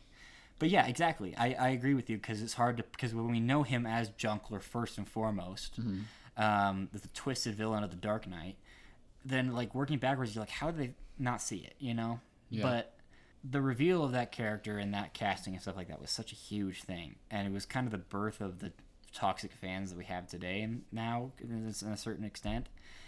I don't know, man. It's... Yeah, you really couldn't have seen it coming the way he did it. It's kind of a bummer that the Jonkler has become what it's become, but also it's one of those things that, like, it's become the fucking Scarface or whatever of a generation, but it's also... It's people's literally me character. Yeah, but you look back at it and it's no worse for the wear, you know? That movie is still incredible and is so perfectly structured to show him off. That movie has a lot of problems, but it is perfect for that. The way that they use him, like, sparingly, and then every single time he's in a scene, it's his scene, is pretty incredible. Hot take, dude. Yeah, it is hot take. What else would you like to talk about, buddy? I watched Catherine Bigelow's Strange Days. Nice. I didn't see that you saw that. I'm jealous. I think you'd eat this up. This is one I've been saving because I know it. This is a big blank check movie. I didn't know that she had this in here. I've seen Point Break, but in my mind, Catherine Bigelow has always been like the Zero Dark 30 jarhead type of person. And so to see something like this that is so genre and so, like, Black Mirror was, like, fascinating. Yeah. It's kind of a pervert movie. Fuck yeah. And I think you would really like it. I recommend it to you. Where'd you watch it? It's on Criterion Channel. Fuck. I just need to get the Criterion Channel, dude. I've been away for too long. Yeah, I definitely want to watch that. Have you seen Near Dark? I've not. Me neither. That's another one I'm saving for a rainy day, and it's hard to see. But that's another one that's like, Near Dark, yeah? Cool. I wonder how that is as well. All right, and then I want to... I'm not going to say too much about Strange Days, because it seems like you know a lot about it already, but, like, just... I think it's best to go on knowing nothing, kind of, with that. But yeah, talk as much as you want about it, but... Ralph Fiennes is pretty good. I didn't know he's in it. Yeah. That's it. Yeah. Angela Bassett's pretty good in it, too. Fuck yeah. Yeah.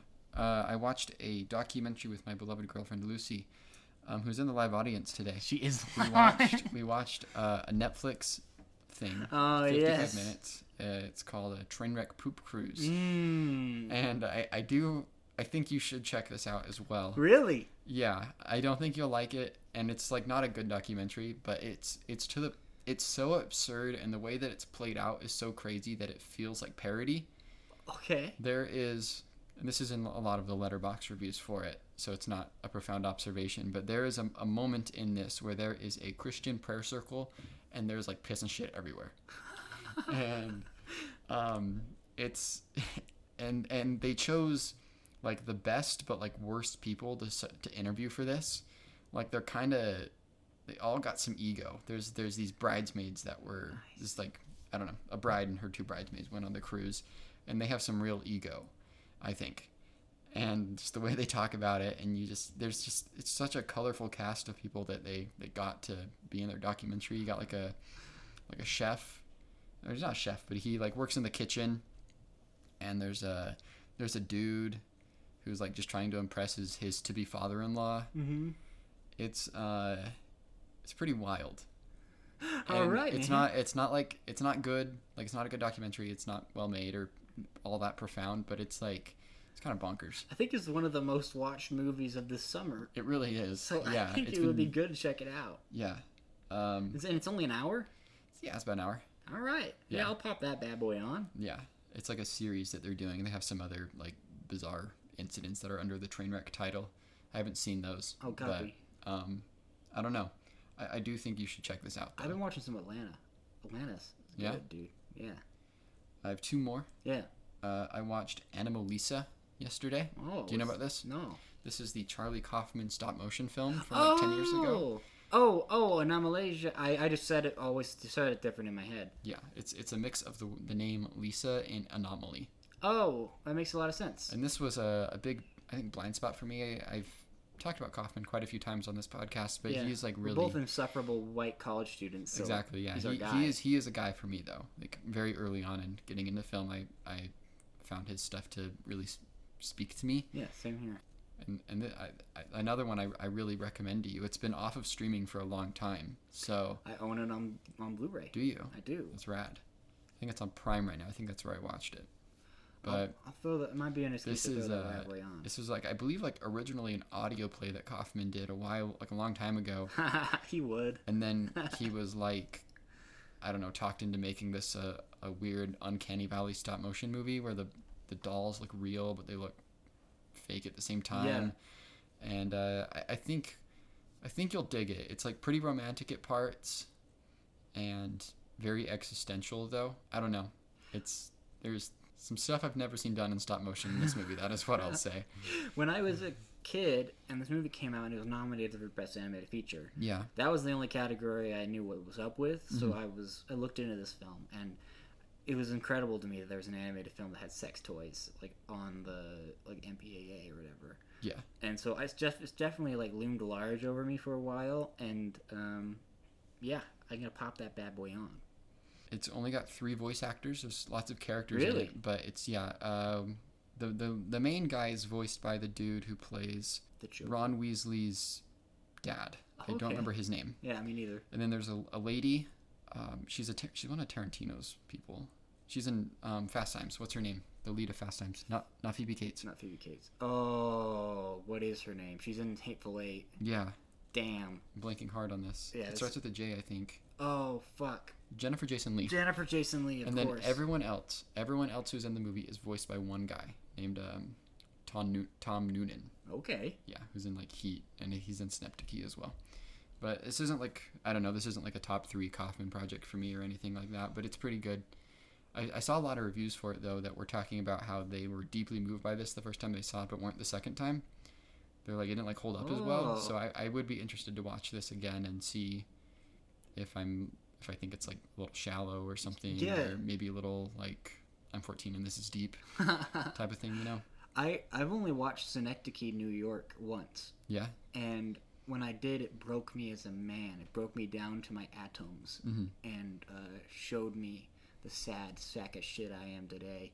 And that's another thing where I'm wondering how it will be if I go back to it. If it is I'm 14, this is deep, or if it is like, I don't know. I'm sure that one isn't. That one stayed in the culture, and this one hasn't, and I think there's a reason for that. New York Times, top 100, dude. I think it's in there.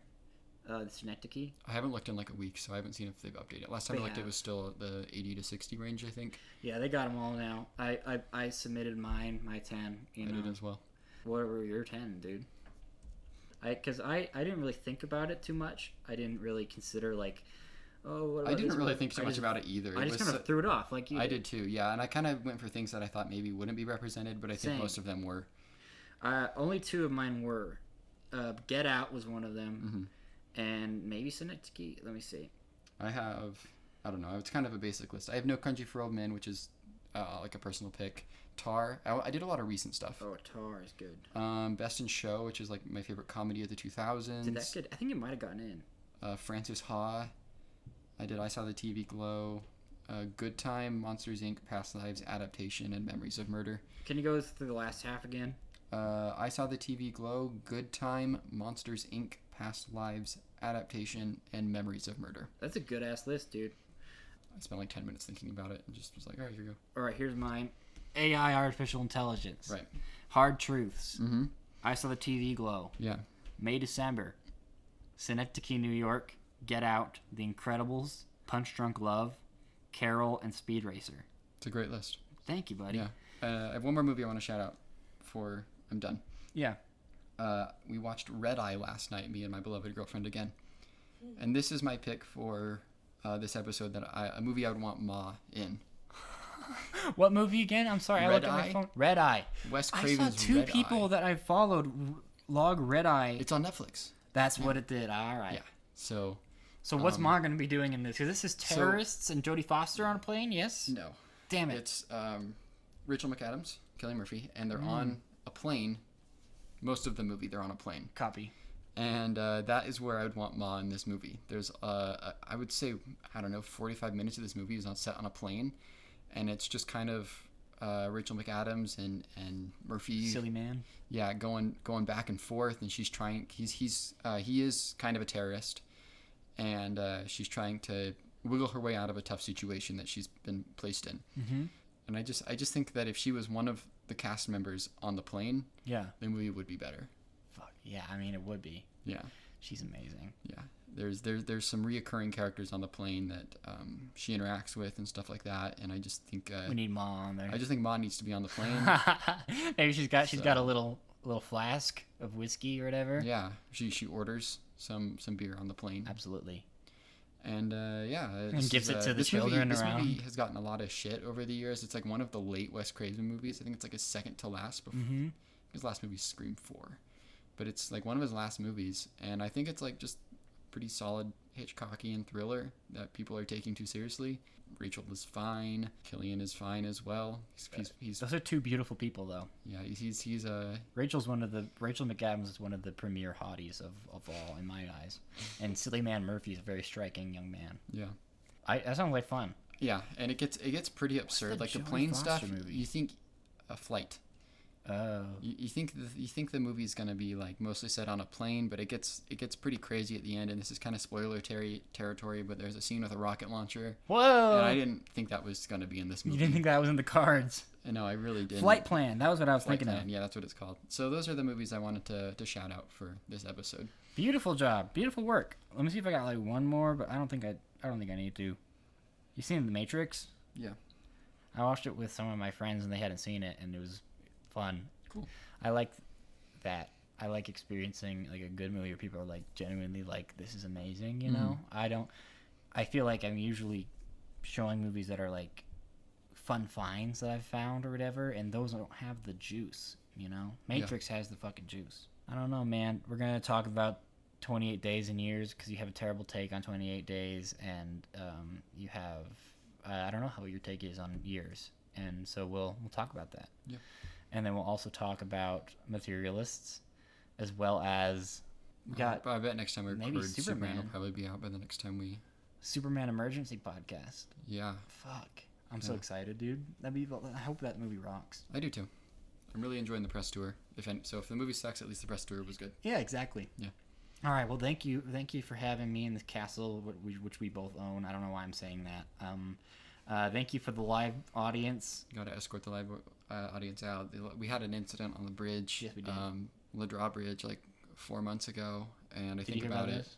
I think about it a lot, and Me too. I really need like Dolores the dinosaur in my life to get through my trauma. She screamed a lot longer than I thought she would. Yeah. I thought that maybe she would die a lot quicker, but she didn't. Yeah. And it was to the point where somebody had to put her out of her misery. Mm-hmm. It was really bad. God, I didn't know you could live without the bottom half of your body for that long, you know? Yeah. But Dolores, I think we're gonna see if we can get her on the pod. Yeah, I'm talking to her agents right now. I'm not really supposed to say that, but yeah, she might be here next week. A lot, so, but maybe next week. Yeah. I mean, we're a hot podcast right now, so she might we're kind of on the same level as Rogan at this point. We're on Rogan for sure. Yeah, and we're there. So it's kind of like when a presidential candidate goes on Rogan. Uh-huh. What's our political leanings as a podcast? Are we neoliberal? Are we where are we at? Are we liberal scum? I think I don't know. It's a little medieval though, but it's also like a little hot. So. That's our political ideology. Is medieval / hot. I think so. Yeah, that's pretty cool. But we'll do anything that Ma says. I'm a single issue voter, and that is hot. What do you think about that? What do you mean by that? So single issue voters? Yeah. Mine is hot. So if they're hot? If they're promoting hotness, yeah. Or if they are hot, that's my single issue. And that's why I haven't voted for a long time. Well, since 2008, bro. Yeah. But like Harris was like pro Brat. That's pretty hot. That is pretty hot. Brad is hot. So that's a good point. That's why I did vote for Harris. I lied. Mm-hmm. I voted for Harris because she was pro-Trump. Nope. I'm voting for Harris on account of her pro-Trump ideology. Her brat ideology was so sick. Yeah. And that she said no to Katy Perry was pretty sick. I guess that's cool. I'm gonna vote for Ma in 2028. I think. Oh, the Ma write-ins are gonna be crazy the next voting. Yeah, I mean Ma 2 will hopefully start her campaign. Yeah, I mean Ma 2 might come around in 28. Like it could be. Yeah, it could be. Is it next year? Live audience says it might be next year. It could be next year. I could also see it maybe being 2027, depending on. Okay, next year. Well, fuck the Odyssey. Fuck the Odyssey, exactly. What if Ma was in the Odyssey? What was in the boat? Well, we'll see. I mean, she might if we're still alive and doing this. Then maybe she'll be my pick for that week to be in that episode. Oh, maybe that movie will be the pick. Yeah, that'd be sick. I haven't made my pick for where Ma should be in. Maybe I think she should be managing the K-pop Demon Hunters. I think that's her point. I think she could also. I could also make an argument that she should be in Brad Pitt's pit crew. Oh yeah. F1. Or Brokeback Mountain. She's like, I see you boys. You're gay as hell. Maybe she's the Randy Quaid. Oh, that's the other best line from that movie is when Dennis Quaid in that movie, he was it Randy? Is it Dennis or Randy? I think Randy Quaid. Randy Quaid. He says, y'all been stemming the rose, which is just such an eloquent way to describe anal sex. It's just a beautiful thing. Stemming the rose. I've never heard that before. Damn. It's so poetic coming from Randy. Yeah. Do you know that he sued Brokeback Mountain? I didn't know that. Because the actual mountain? Yeah, he sued the mountain. Can you do that? Because he tripped and he said that they didn't tell him that it was going to be a blockbuster because the movie made a lot of money, and he was like, you guys said it was going to be an indie film, so I am due a lot more money because you guys lied to me and didn't say this was a blockbuster. But they didn't know it was going to be a blockbuster, so it was a silly thing. And that was kind of the start of him. Randy Quaid, and we got the sheep. Yeah, now you know some facts. All right, we'll be back with more facts whenever. Cooper, I swear. All right, bye friends. Movie castle, come on in, there ain't no hassle.